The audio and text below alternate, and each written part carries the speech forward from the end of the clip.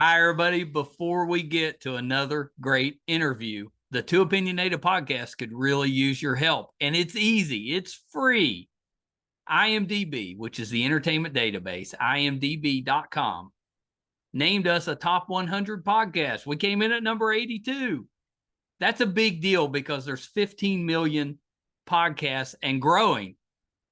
So to be named to anybody's top 100 list, pretty big deal for us. And the way you can help is to go to imdb.com, look up the Two Opinionated podcast, and that's it. Just bringing our page up. That traffic really helps us out. Our YouTube channel is MeisterCon Pod. All we ask is that you subscribe. It's also free, but that really helps us to attract these amazing guests that we keep bringing on the program. And that's it. Two easy ways for you to support us, and we would really appreciate the help. Now let's get to that interview. Hi, everybody. Welcome to another edition of Two Opinionated. I'm so excited today. I've got producers Rashana Shaw and Cristy Beasley with me. So welcome to you both. Hello. Hi. I'm so excited to talk to you. We have to talk about the Collaborator. I watched the preview. Looks terrific. But before we do that, let's get a little bit of background on the both of you. So, Rashana, could you start? Give us a little bit of your background. What got you into the entertainment business? That's a difficult business. And what do you do? Every time I went into a theater, even as a 5-year-old, I was like, I should be the one there. These guys don't know what they're doing. And then I'm a software engineer. I was when I was studying engineering, and I was like, I'm the one. I'm going to be the one reinventing and disrupting shit. And so very much like your podcast, I was too opinionated. Got me into a lot of trouble. And from being an actress in the Bombay film industry for 5 years, I did about 10 features, couple of shorts, some music videos. I just found myself at the bottom of my well of happiness, at the bottom of it. And I started, you know, put on my thinking caps again and became way more opinionated than I should, and left the country. And I said, I need to be in Hollywood to make the kind of cinema I want to make. And which was more films like The Collaborator, more impactful, message oriented, more movies with substance. And I also wanted to practice gender equity in the work that I was doing, which was it's not popularly practiced in India. It's Well, we just kind of started practicing it here. just kind of.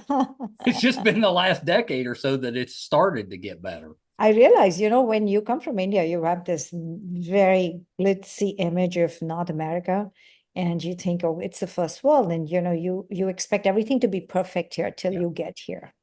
So that's my story, and I'm very much interested and invested in real stories about real people and book adaptations. So, and that's how I met Cristy, and she's my work wife. And True. Well, you got to have one of those. And we're like fire and ice, we're chalk and cheese or whatever, and anybody who says girls can't work together, oh my God, don't come between us. Yeah. I kind of love that. Well, Cristy, how about you? What got you into the entertainment business? I've always loved movies and I grew up dancing actually. I didn't realize you could talk on stage until a very older age.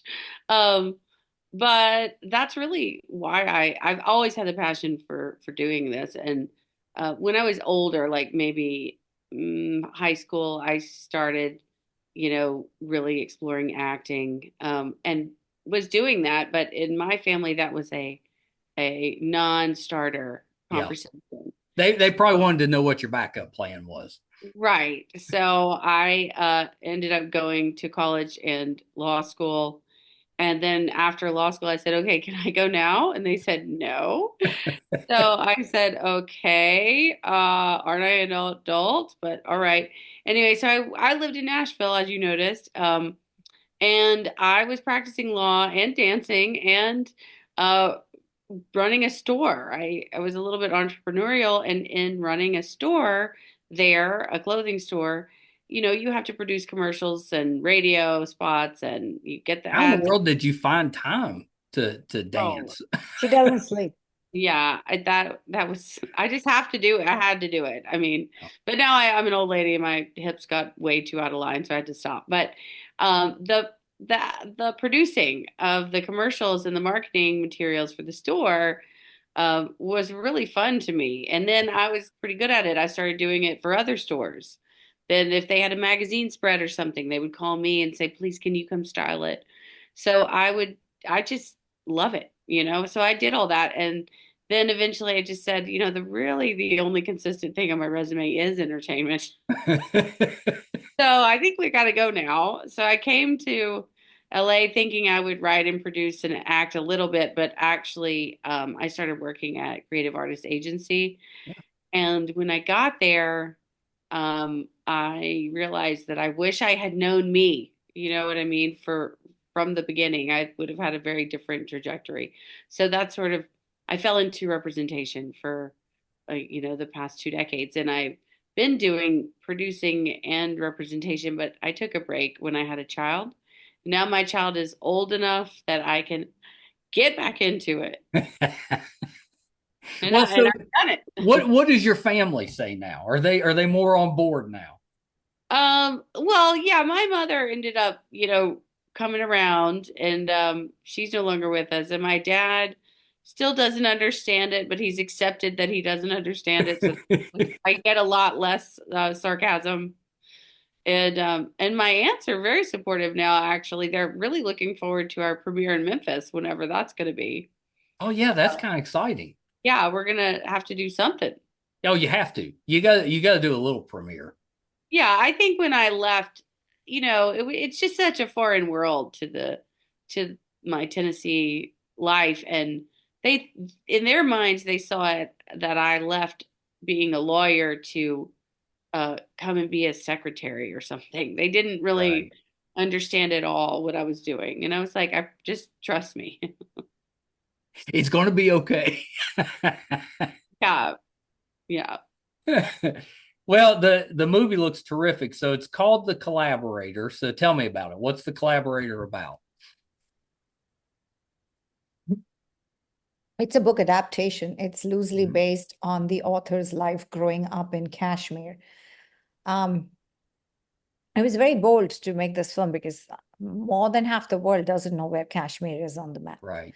But it's one of the longest, it's almost 7 decade long active border conflict zone between India and Pakistan.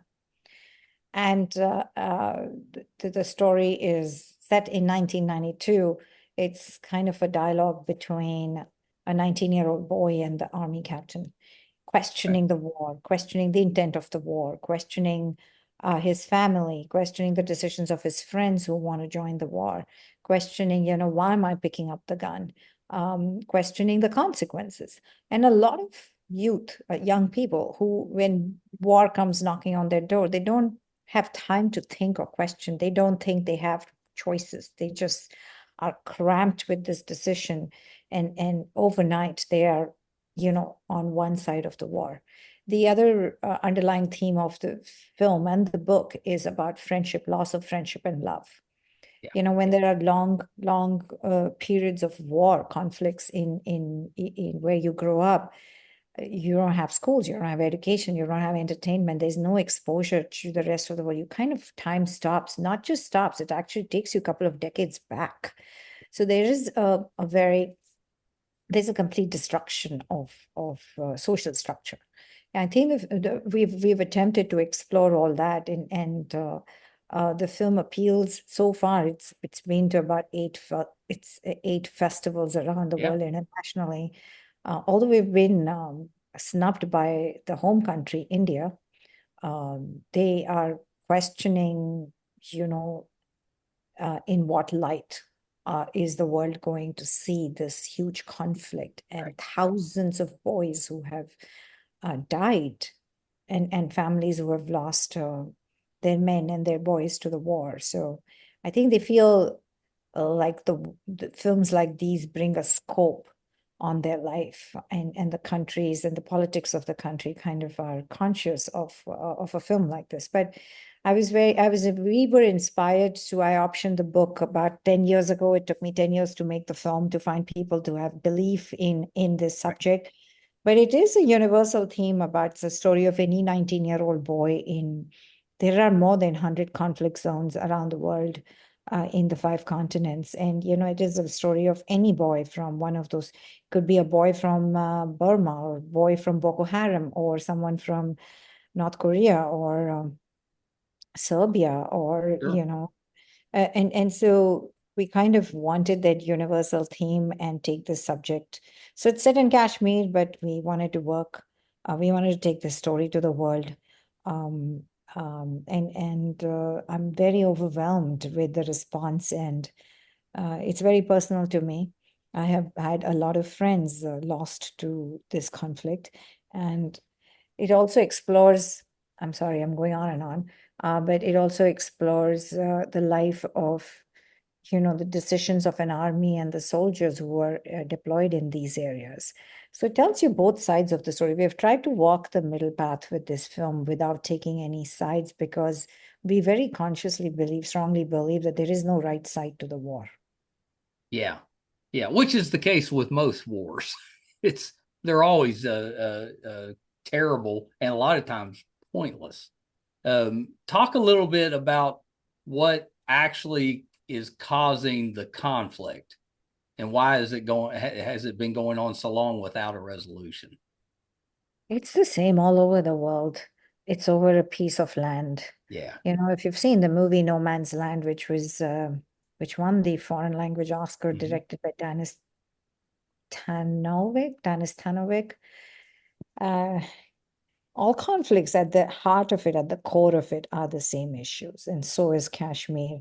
When the British left the country, they drew a random line on the map of India and divided it between 2 countries, and that line divided many homes. It ran through many fields and in work and factories and houses, and it kind of then divided the country into a whole religious Hindu Muslim kind of a twist to it. It had that the Muslims need to move to this side of the border and the Hindus need to move, and it has caused a whole vicious cycle of hatred and revenge since then. What was the initial reason for splitting the sides up? Because I know when Britain left, why didn't they just leave it as one country? It's a very long conversation. That's probably a detailed conversation. Yeah, we haven't gone into, the film is not a political, it's not a political dialogue. It's neither a religious dialogue. It is really about loss of youth, love, and friendship in these border conflict zones. I think Cristy, it's you want to really add? interesting to show, like, from a young person's view, the effect that war has on every part of your life. Everything, even just you're trying at that age, you're trying to establish yourself. You're figuring out what you want to do for the rest of your life. You're trying to find, someone to spend that life with. And when you have these conflicts and stuff, it just kind of, like you said, just puts everything on hold. Cristy? Yeah, I mean, that's it. That's the crux of the the introduction to the boys that we have at the beginning of the film. It's, they're sharing their hopes and dreams, and Yeah. And what they want to do with their lives, and none of that can happen, and it's so sad. Yeah, even the trailers kind of like, it gets you a little bit just watching the trailer, and you don't really have any context from that, because you haven't seen the whole setup. But it gets you. So I can imagine it's a pretty emotional movie. Yeah, but it's We so did. beautiful, and that's also part of it, is the contrast of the beauty of the area with the sort of horrors of the fallout from this conflict. Kashmir is one of the most beautiful places in the world. It's set in the heart of the Himalayas, and you have not seen if you've not seen the Himalayas, you have really not seen something very important in your existence on Earth. It is extraordinary. It's breathtaking. And when this whole conflict, has kind of it's conflicted. There's no there's no means of living. There is no there's absolutely no business growth of business, and it's what we call as the mountains are stained with blood, and that's all that is left of this beautiful place. And it's not the same now. The Indian government, now has recently had open elections. It's not under the control of the army anymore. And there is some semblance of peace and a life sustainability coming back into this place. But it's very sad when the people are so in war zones, become so poor that a little kid can become a human bomb for as little as $5. Yeah, it's awful. So, and he doesn't understand what a bomb means. He doesn't know what gun and ammunition means. And they use kids very young children and kids and teenagers to continue this war. The people sitting behind it, the political people sitting behind it, use them completely. And I think this film was very important, the way it was written, for us to tell the world that, you have a choice. You have a choice not to pick up the gun, and you have a choice to not participate. Yeah. Yeah. I think that's such an important message. What was you've been showing it at some of the film festivals. What's the reception been from it? Cristy? Oh, I mean, people are very moved and very emotional. So we've had some Kashmiri in the audience, and most of them didn't even know we were shooting in the Republic of Georgia. They thought it was Kashmir. They were really impressed with the authenticity of that from the film. And we have had some sort of more extreme points of view say, why didn't you take it further? But that wasn't what we were trying to do. We can't tell every story. We're just trying to tell the one story from the boy's point of view. We're trying to tell that story as well as we can. So I was attracted to the ultimate message of nonviolence and peace that I think very much comes through. And I've been very pleased that the audiences seem to pick that up. Yeah, that's terrific. Was it difficult finding a location to film? Rashana, I think she searched the earth. It was very difficult because a lot of movies these days are rejected at its face value, whether if the character is not who, like what happened with Maestro, or if you're not shot in the location where the film is set. And, the cultural, ethnic values of the film, if they don't, match and work with where the story is. So I did not want anyone to use that and troll the film and take away from the actual human story. Right. So we were very conscious of getting that authentic and correct. It was also hard we shot during the SAG strike. So it was hard to find actors. And it was hard to find locations, impossible. We scouted, apart from Kashmir and some of the locations in the US, which were completely out of question, one for political reasons, one for SAG strike reason. But then the only choice was, Turkey, Kurdistan, Serbia, and then Republic of Georgia. There were some locations in Russia, but they were under war. So we were kind of going through the elimination process to then finally land up with the Republic of Georgia, which I cannot tell you. Unfortunately, a lot of that country has not seen any progress or growth in maybe 100 years.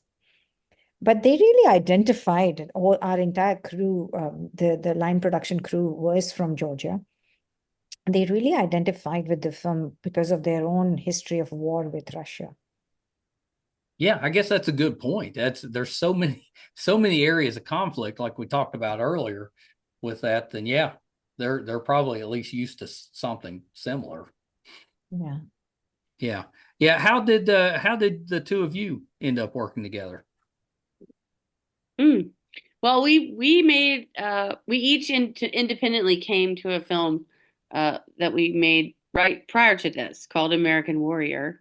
That's Oh, also on the festival circuit right now. It's a fight movie with MMA in the backdrop and Danny Trejo. And we just you got got back. me. Yeah, yeah, exactly. A very different film. What's But his role in the film? oh, what do you think? He's I'm He's guessing the he's the bad guy, but no, he's ex-trainer coming out of retirement to of help course. our lead get his victory. I mean, it's all very formulaic, but it's a great film. It's actually not formulaic, but it sounds like it. Yeah. Um, it's a twist on the American dream, continuing our messaging, film creations here. But I loved working with Rashana on that film. And in fact, if it weren't for Rashana, I think I would have like jumped off a bridge by now. So I'm so grateful to her. And then I said, well, what are we going to do next? And she said, oh, I have it. I said, okay, let's go. Yeah, a little different tone with this one.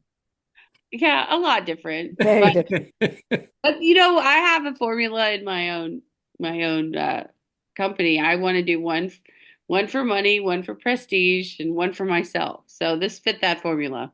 Yeah, well, that's a smart way to do it because then you make sure the company keeps working. Yeah. And you can do the passion projects.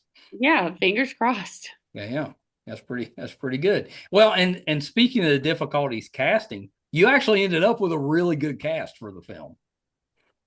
Oh yeah, Rudi Dharmalingam, who plays the army captain. Yep. He had just finished Control with Julian Moore and James McAvoy. And he also came from a Netflix show, Wakefield. And, he'd never played a negative role like this. So it's very different, extremely unique, and fits like a glove in that role. There is an arc of, a lot of people in most war movies, creatives show army as the bad element, the bad guy, like heartless, and they're following very stringent orders. But we have explored the human side of a soldier. They are also stuck in a war zone. It's not they don't have many choices either. Well, that's right. That's right. Yeah, I'm really interested to see that interaction that you've got with the soldiers, the boy that maybe isn't quite a soldier yet, and just see those interactions because the interpersonal stuff I think is what's so interesting. You've got the political side more as the backdrop. I like that interpersonal stuff because I like to see what what would characters in that situation do. Because I'm not sure how I'd handle it if I was in that situation. Mm-hmm. Very much, very much. And it was a very funny production set because we had our writer-director, he's born and raised in California. Yeah. And, Christy and him were the very white element on our shoot. Then we had a bunch of Indians. And then we had some Georgians who could probably speak only 5 lines in English. So we had many degrees and levels of English accents and lost in translation. We were hilarious on such a serious film.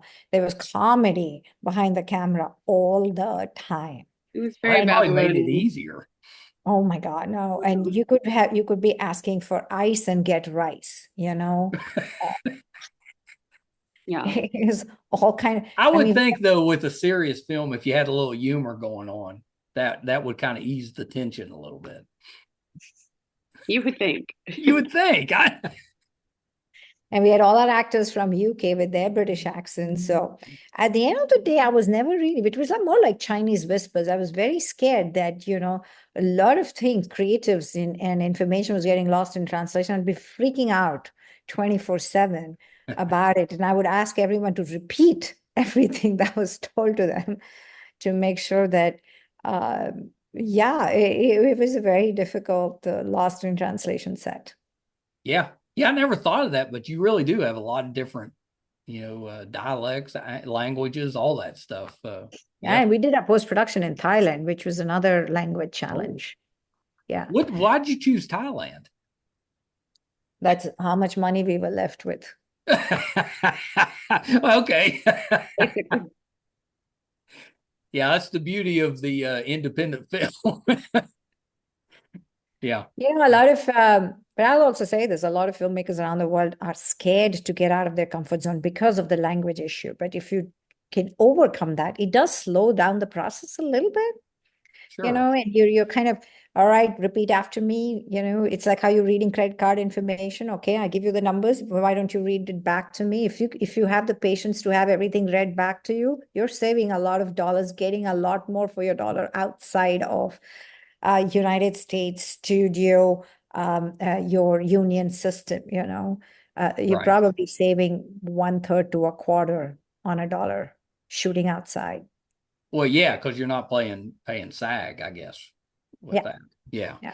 Yeah. No, that makes sense. So what's happening this weekend? Because I know you got a big date coming up this weekend. Yes, we have our East Coast premiere at Dances with Films, New York, on the 6th of January at 7:30 at what is it, Union Square? Oh, is it January or is it this December? Oh, December, darling. Did I say January? Oh, okay. Sorry. I'm sorry. Well, actually, that was my mistake. Yeah. A lot is happening this weekend. Starting from Dances with Films, then the film is in Tammuz, Shamaran, being shown in the settlement on the border of Israel and Gaza. Yeah. And then it goes to Jordan, into the human rights, Jordan Karama Human Rights Festival. And then it goes to Culver City to Los Angeles. So it's all over this weekend. Are you two traveling with it? Are you going for all the premieres? We're splitting. Someone from the team is, yeah. That's awesome. Yeah. It's exciting. Travis is going to be in Jordan, if you want to speak to the director. Yeah, the director is going to be in Jordan. He'll also be in New York. Yeah, very nice. Yeah, that's amazing. And it's their first time directing as well, right? For a feature, he's been a writer all his life, and he's directed shorts, but this is his first feature. And I mean, once you see the film, most people come to me and tell me that they couldn't believe it was the director's first feature. So and even the lead boy it's his first feature, the 19-year-old boy. How did you find him with the casting? My God, I've had to color my hair every month. It's gone all gray looking for a cast.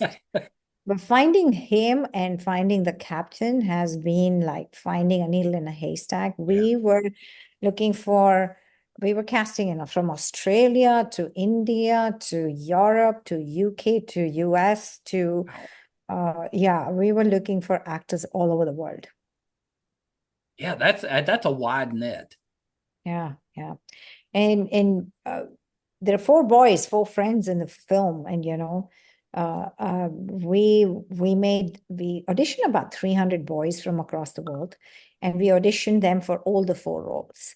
And we had to get the boys all to have kind of a common accent and they should look like one picture from one place, right? But we have one boy from Kurdistan. We have a boy from London. We have a boy from, where's Race from? Egypt, I think. And so, it was very hard to find good actors who would all look the same age and speak the same accent. Yeah, that's really interesting. I think you're muted, Cristy. She's talking to somebody else. Yeah. Okay. The casting part, I think, would be really difficult with that because you're pulling from so many different parts of the world. But sounds like you got it right. Just from watching the trailer, he looks amazing. He looks like he does a really good job. So he is, Christy, correct me if I'm wrong, but he does Broadway shows in London. He's a singer and he Yeah, sings. he's very theatrical. Yeah, He just finished what was it? It's a Jane Austen, run adaptation. in Yorkshire. He did just finished a play there. Um, he does a lot. He's fairly experienced for a young actor. I mean, he's done a lot of plays. I think this Okay, is, okay. Yeah. But this is his first film. yeah, Rudi is a different level. He's like, winning West End awards. He's an actor's Right. actor. He's worked with, the best of the best, and he's done plenty of film and TV. He's actually filming right now in Australia. So For a he's mini definitely one to series. watch for sure. But the girl in the movie is also a first time, and Oh yeah. she's a gem that we found, and she's half Georgian and half Indian. She's Oh, phenomenal. gorgeous. Yeah. Yeah, that's terrific. Is she's like the love interest? Yeah. Yes. Yeah. You Yeah. won't forget her face. Gorgeous. Yeah. Yeah. Oh, good for That's a you great guys. job. That's amazing. How long did it take to cast? That had to take months. Years. It took Really? 15 months. Yeah. Wow. Yeah. Yeah, that's involved. Were you just so you weren't doing it live, right? You're still doing it on tape. You're just watching the tapes, or were you actually casting live? We cast the whole cast and crew, everybody, including the crew, all on Zoom. It's a nightmare, and I don't recommend it. Yeah. Yeah, it's difficult. Well, it's difficult because it's hard to get the entirety of somebody Yeah. on Zoom, I think. Yeah. It's difficult. Yeah, we did an audio drama during the pandemic, and we did that. We had a director that was basically directing by Zoom, because it was audio, and it's difficult. Yeah, it's difficult. Yeah. Yeah. I don't recommend it either. This is about all I can handle. When is the plan to eventually like wide release it, or is it coming to to the streamers? How can we go see it? We are going to complete the festival circuit.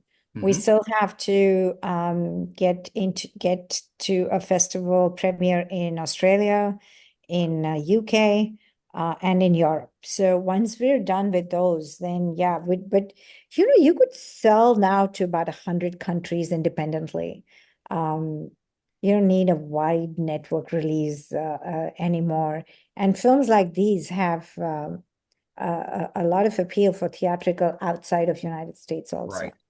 Right. So yeah, I think we're gonna land up selling it country by country. We're also planning to do an impact marketing sort of component to the tour where you might be able to see it in your city, a specific screening. Right. Right. Are you looking for that probably like early next year, or is that just at some point next year? Yeah. Yeah. Yeah. And an impact tour with a voice, with the help of screenings in White House and United Nations and some peacekeeping organizations, and involve some more voices because it's really, you wouldn't know, but 14% of the world's population lives in war zone as of today. No, I wouldn't have guessed it's that high. Yeah, and about 100 million children are affected by continuing war and conflict. So I think we should be able to find more common voices to come and help and take this film ahead. And this Zoom and this podcast, I hope, I mean, it is very, very important for us to take the film to the audience. Yeah, for sure. For sure. I think it's going to be such a impactful film. I'm excited to watch it. I think it looks terrific. I told you of course, being fair, I get emotional at everything. So, but I got emotional during the trailer. I was like, oh my goodness. It is powerful. Yeah, it's very powerful. It's very powerful. So I'm excited to watch it. Is there something that you would like everyone to get out of it? Is there a message? Is it a feeling? What would you like people to get out of the film? I mean, just the message I saw when I read the script, nonviolence, diplomacy first. You know, let's Wouldn't try. you think that would be the default, but it's not. No, there's too much passion. There's too Yeah. much intergenerational hatred and trauma to maybe overcome it, but we have to do our small part. Well, that's right. And shining a light, however you shine it, even if the story's not, directly given a political message, has to help. Has to. Yeah, Because there's so we're many of not us doing that it. don't even understand, what the conflict's about. We get that it's a border dispute, but there's so much more that goes into it than that. Yeah. I hope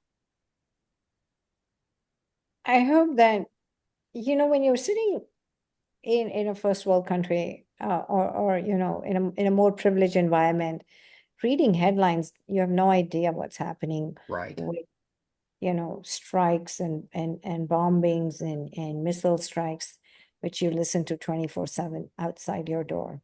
To me, when I first time went to Kashmir, everybody carries an ID card. And if you don't have your ID card, then you could be shot at sight, because then you're a terrorist or you're an alien on that Right. land. You're not. And so, there is a prayer that mothers say for their husband and their kids when they step out of the house every morning, which kind of says that, if I don't see you tonight, then I'll see you in heaven. And so they don't know if their people are going to come back home that evening. That you don't understand that, we can't understand. There's no way you could unless you're living through it. Yeah. And that is to me, that moved me the most when one mother told me that, but that kind of loss, that kind of uncertainty of life also gives birth to extreme hatred. Yeah. And I hope that this film helps people overstep that and understand that, the only thing that would result is in a pile of dead bodies. Yeah. Well, thank you both for taking a little bit of time. I think the film's so important. It's called The Collaborator. It's coming soon. Nice. Anything else you'd like our viewers or listeners to know before we wrap up?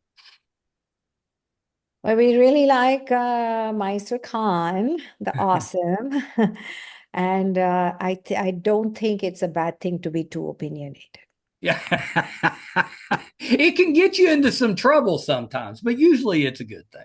I think trouble is good. It gives rise to dialogue, and it helps you think. It helps you find a different point of view. And I think when people should agree to disagree, we need to become more accommodating. Yeah, 100%. That's completely true. Yeah, we've kind of learned that here in the States over the last few years, More in States than anywhere else in the world. Yeah. Yeah. Have we learned? Right. May still be learning. So, okay. So a couple of things before I let you guys go, and thank you so much for sharing about the film. Well, let me ask you this before I wrap up: is the plan to continue to keep working together? Will there be another project? Yes, for sure.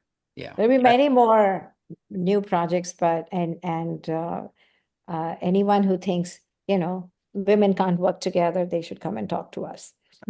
Yeah. Okay. Yeah. We make producing look very sexy.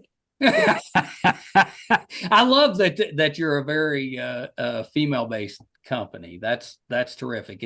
It's nice to see. I've always said that, I was your typical guy, and then I'm my wife and I got married, and I've got to see her, bang against that glass ceiling for a couple of decades now, and she's steadily risen through the ranks, but it's been a slow, I've seen it firsthand. And I think that's the difference with a lot of us males, is a lot of times we don't acknowledge or notice the things that are going on that tend to hold our talented women down a little bit. So it's nice to see, women taking that into their own hands. They're like, well, let's just do it together, and we'll build I think Yeah, to your point right there, I mean, one thing that Rashana did for me was allow me to bring my child to Georgia, Terrific. which Yeah. is, I wouldn't have been able to make this movie.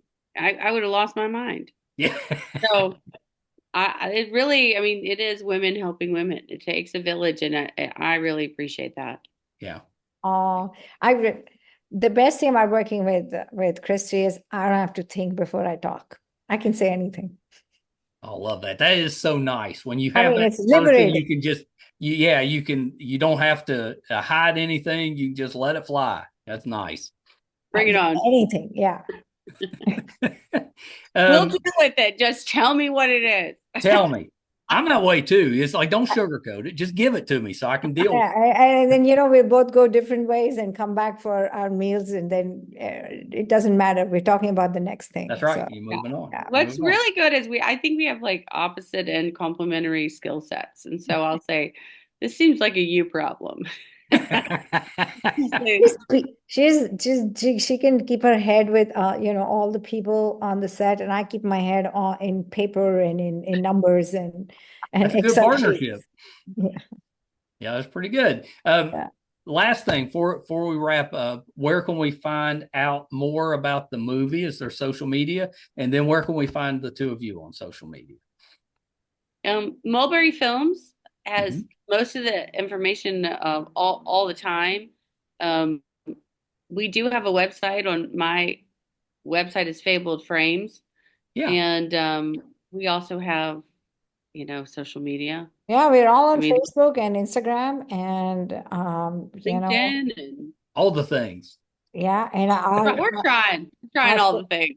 Our faces are right there, and we are very responsive. And people ping us all the time, and we very much believe in the ideology of pay it forward. So terrific. I hope at some point you'll come back, maybe after it's released, and then kind of give us an update on how it went.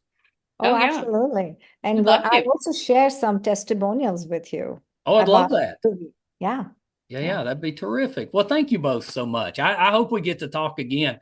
The movie looks terrific, so congratulations on getting that done. That's not an easy, it doesn't surprise me it took a decade to get it out. Wow. Thank you. Thank you.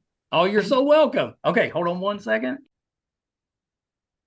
Hope you guys enjoyed that. Such an important subject. We've done a few things on the border conflicts in that region of the world. So if you're interested in that, we've got some episodes on Sri Lanka and some of the conflict there. Some of the other Indian internal conflicts is what I would call them. Very interesting part of the world, I think, and such a large part of the world that I hope at some point things kind of settle down, but it's been going on for decades. So we'll see. I think the Collaborator is a good way to get a little bit of a taste of the daily struggles there. But it also gives you kind of some human interest stories as well. It's going to be a really good film. So keep an eye out. The Collaborator should be out early next year. Thank you guys for tuning in with us. If you're finding us for the first time, so thrilled that you're here. Love to have your support. A couple easy ways you can do that. They're both free. Our YouTube channel is MeisterCon Pod. Please subscribe if you go there. It's free. Really helps us out. It allows us to entice some of these terrific guests that we get on the program, because we can say, this is the followers, the subscribers that we have that helps us. So YouTube, MeisterCon Pod. Our website's meistercon.com. You can find all of our videos. There's almost 900 of them now, or all of our episodes, audio and video versions on the website, meistercon.com. So please check us out there as well. Thank you guys so much. Hopefully you couldn't tell I've been a little under the weather. I've been pretty open. I got diagnosed a few months back with Parkinson's disease. So I've been dealing with that. I've been pretty open. Those that watch podcasts know some of the difficulties I've had with that, but I'm actually just fighting or getting over a little bit of a chest cold. So I'm just at the tail end of it, so, but I still feel like my voice is a little deeper than normal. So if you're noticing that, that's all that's going on. I'm actually not feeling too bad right now. Thank you guys so much. Till next time. Bye, everybody.